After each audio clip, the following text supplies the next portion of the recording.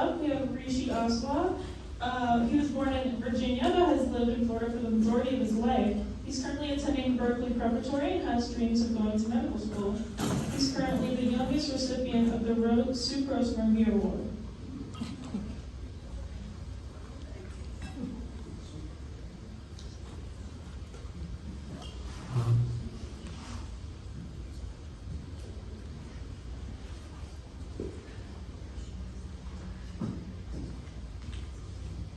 Good afternoon, ladies and gentlemen. My name is Rishi, and I'm entering my junior year in Berkeley Preparatory High School. Tonight, I'll be presenting what I've accomplished this summer. Before diving into my research project, it is important to understand what locally advanced pancreatic cancer is. Pancreatic cancer is separated into three main categories, ranging in severity from resectable to locally advanced to metastatic. A cancer is deemed resectable if it is caught in its early stages and it does not advance much past the pancreas. Locally advanced pancreatic cancer has advanced to the organs and vasculature around the pancreas organ. Metastatic pancreatic cancer occurs when it is advanced even further and entered the bloodstream. It is now being dispatched in distant parts of the body. Locally advanced pancreatic cancer is further subdivided into two categories, this being borderline resectable and unresectable. A locally advanced pancreatic cancer is deemed unresectable if it reaches any of the major vasculature, this being the superior mesenteric vein, the celiac trunk, or the portal vein. And the reason it's unresectable is because life is incompatible without these organs, without these vessels present in the body. And even though borderline resectable cancer is immediately operable, we do not operate on patients if they come in with borderline resectable cancer. Instead, we offer something called neoadjuvant therapy. Neoadjuvant therapy is treatment for cancer before the operation in order to downstage it so patients can be ready for an operation. 100% of our patients went through neoadjuvant chemotherapy, with 41% of them going through radiotherapy as well, in addition. Furthermore, depending on the progression of the cancer, they had an operation. And after the operation, based on the physician's discretion, some patients received further adjuvant therapy. Now, I put two videos up. On my right, your guys' left, is a patient with locally advanced pancreatic cancer. On my left, your guys' right, is a video that I edited of a patient with regular pancreatic cancer. As you can see, they have the same procedure, but this just goes to show the effects of neoadjuvant therapy. There's much more scarring and reddening around the pancreas. And this is because neoadjuvant therapy not only attacks the cancer, but it does slightly damage the tissue around the pancreas, causing this reddening. Now, after discussing the background, it's time to dive into a prospective analysis of the outcomes of robotic pancreatectomy for locally advanced pancreatic cancer patients. The purpose of this was to see if pancreatectomy is viable. Now, it is already understood that pancreatectomy is the only curative treatment for pancreatic cancer. However, not much study has been done on the effects and outcomes of robotic pancreatectomy on locally advanced pancreatic cancer patients following neoadjuvant therapy. Additionally, we analyzed the efficacy of neoadjuvant therapy. And finally, we compared our patients to a leading institution's data. Since 2017, we followed 22 consecutive patients with locally advanced pancreatic cancer whom all underwent a robotic pancreatectomy following neoadjuvant therapy. Survival was analyzed using Kaplan-Meier survival analysis. Cancer was staged using AJCC 8th edition staging guidelines. And the efficacy of neoadjuvant therapy was determined using pre versus post CT and EUS imaging. Finally, data is presented as such. Preoperatively, we collected a multitude of data, but the most important parameters to keep in mind is the ASA classification of 3, the Charlson Comorbidity Index score of 5, and the tumor diameter pre-neoadjuvant therapy of 4 centimeters. Intraoperatively, the most important piece of data are the lymph node positivity at a median of 0 lymph nodes positive per patient, the 100% negative resection margin, and the tumor diameter post-neoadjuvant therapy.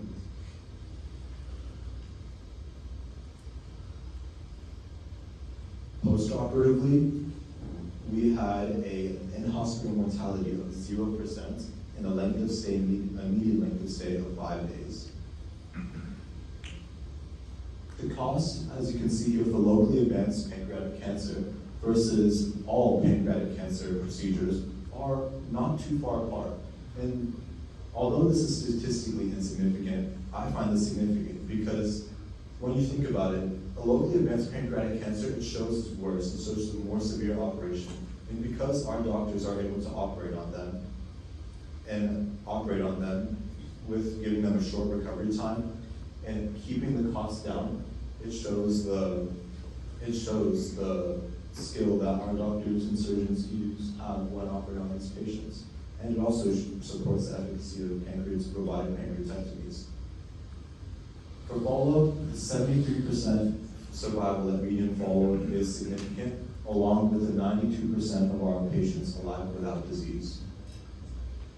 Median survival is 15.4 months, with a 1-year survival prognosis of 66% and a 2-year survival prognosis of 41%. Now, the single leading institution that we compared our results to was a recent study done by Harvard University. And they collected a lot of data, but I would like you all to focus on their negative resection margin and their length of stay. Keep in mind, they also studied 22 locally advanced pancreatic cancer patients who all underwent open procedures instead of robotic, as we have.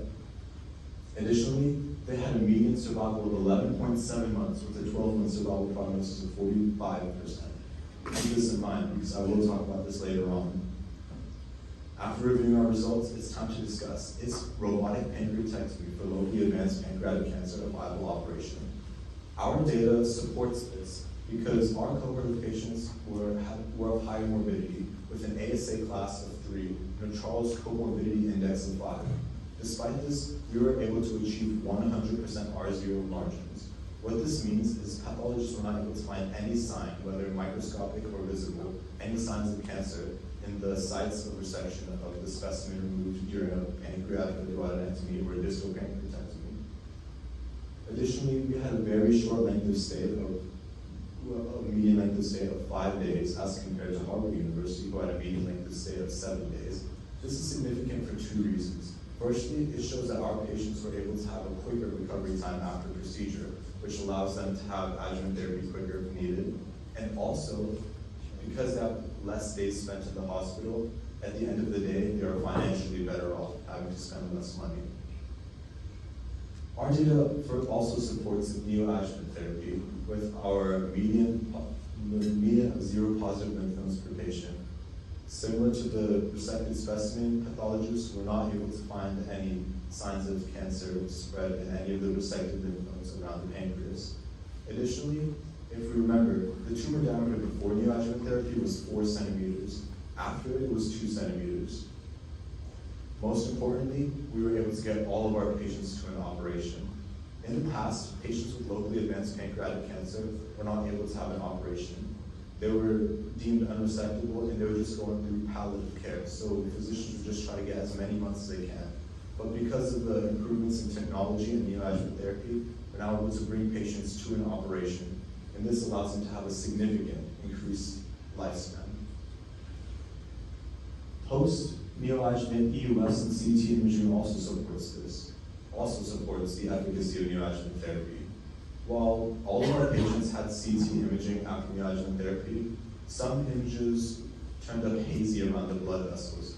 This meant these patients were still suspicious of cancer.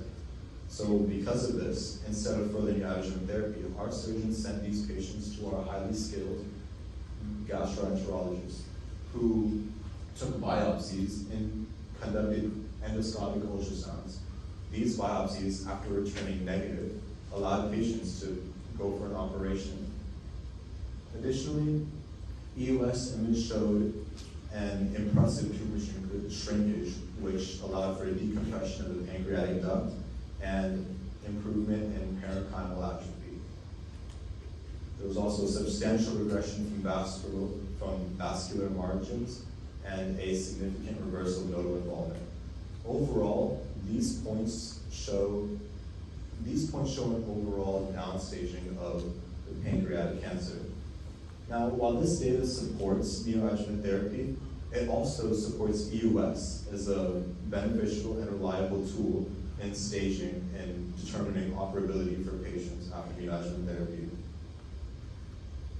Now, when comparing Adventhealth to institutions such as Harvard, we had a superior negative resection margin with 100%, while they only had a 44% negative resection margin. We also did all our procedures openly, robotically, while they did all their procedures openly. This is important because, as you can see from previous students' presentations, robotic operations provide better results, quicker recovery, and allow patients to survive longer than open. And because we did all of our patients robotically, it can explain for our better results and our better survival. We had a superior median survival of 15.4 months as opposed to Harvard's median survival of 11.7 months. Additionally, our 1-year survival prognosis or life expectancy was 66%. Harvard, on the other hand, only had a 45% 1-year life expectancy. In conclusion, robotic pancreatectomy is viable. But not only is it viable, it is the only cure for pancreatic cancer or locally advanced pancreatic cancer. Additionally, we can see that neoadjuvant therapy has shown major improvements in previous years and is very effective in downstaging cancers and allowing our patients to come to an operation. Finally, not only does Adventhealth compete and compare with leading institutions around the nation, we excel. So one final takeaway that I'll leave you all with. Adventhealth is the #1 institution. Despite what the data says, we are superior to all other hospitals. My name is Rishi Ashwath. Thank you all for listening to me. And before I go, I'd like to thank Dr. Ross, Dr. Sucandy, and Dr. Rosemurgy for guiding me through this process. Thank you, Caitlin, and thank you, Cameron, for helping me every day. And now I'll open the floor to any questions.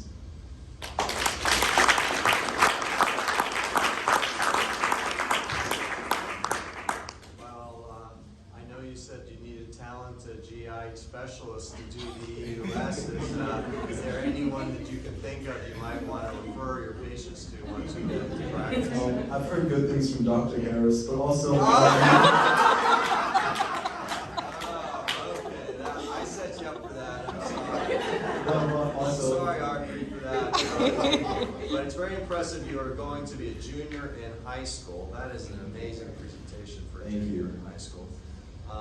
Tell me about the tumor size.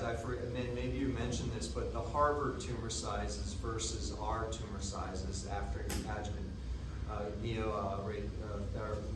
chemotherapy. Were they the same size or are they different sizes? Harvard actually had shorter, smaller tumors, with 1 centimeter going to 1.5. However, when deeming resectability, we don't just look at the tumor size, because the tumor can be huge. In fact, I had one patient that had Dr. Ross had a patient that had a tumor size of 6 centimeters after neoadjuvant therapy. They were still operable though, because it was able to retract and downstage from all the important vasculature around the pancreas. So even though it did decrease, it doesn't necessarily mean that it was a better result. I mean, it was a better result, but it isn't too significant, I would say at least.